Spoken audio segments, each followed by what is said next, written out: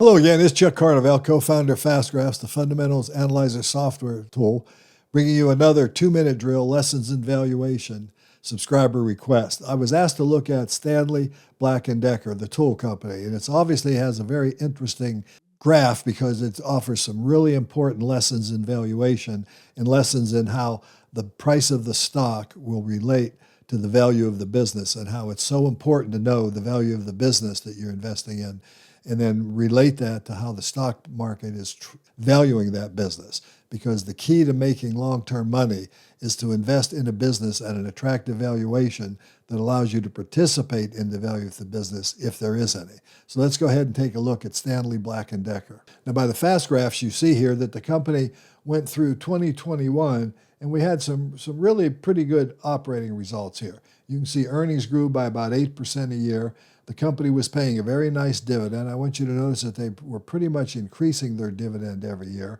Their payout ratio was about 39, we'll call it 40%-ish over those years, 35 to 40% maybe we'll call it. It's an A-rated company with modest debt. And when the market was valuing the stock at this time, you can just see how the price correlated. So this valuation reference certainly told you when it was a good time to buy the stock. Even during the recession of 08 and 09 when the earnings were falling, the stock got very cheap, but then earnings recovered. We see another down year here, but then we've had some pretty consistent growth, and there were times where the market got, as Ellen Greenspan once said, irrationally bullish on the stock, where they were pricing it at prices that didn't make sense. Of course, here's COVID. We had this big drop in COVID, but the company was doing quite well here. But then watch what started to happen in 2022 and 2023. Earnings collapsed, and I'm not sure what the reason for that was. I'd have to go back and look. But since then, in 2023, they kind of fell to their low where they only earned $1.45. But now they're expected, or in 2024, they did grow by over 200%, but that's off a very low base. Keep that in mind. So as we're looking more forward now, if we look at the 5-year growth rate, actually the 4-year growth rate, which is primarily estimates, it is expected to have very strong growth going forward again. So if I look at analyst estimates, they do expect a negative year this year, but then they expect a 35% increase followed by a 23% increase. And I want you to notice, though, that the analysts have been lowering these estimates over the last 6 months. Okay, so there's some things to be concerned about. The analyst scorecard is actually quite good if it wasn't for those few years where they really had big losses.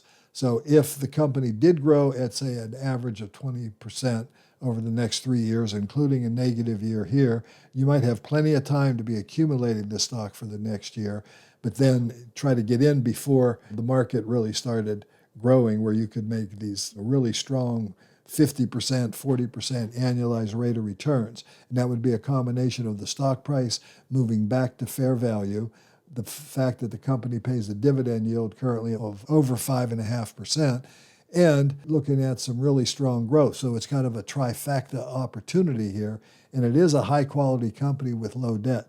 The real important thing to figure is, why did they have the issues in these years, and are those issues now behind them? That's what you need to do with your research process. Anyway, I like this stock right now. It looks attractive. I do want you to notice that even through all these trials and tribulations, the company did continue to pay or increase their dividends. And if you look at operating cash flow over this time frame, they did get in a period where they didn't have the operating cash flow covering the dividend.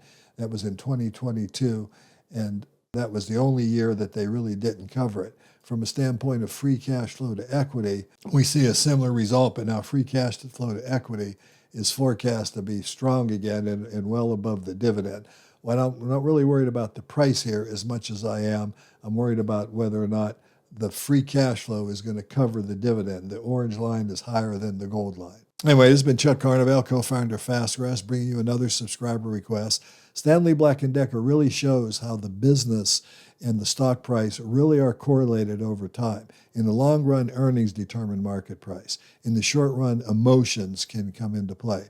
But in this case, we had falling fundamentals coupled with falling stock prices that were justified based on those falling fundamentals.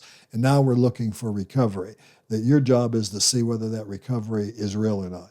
Thanks for watching. If you liked the video, give me a like, ring the bell, subscribe to our YouTube channel, and take a look at subscribing to Fast Graphs, the value investor's best friend, as this particular video clearly illustrates. Thanks for watching.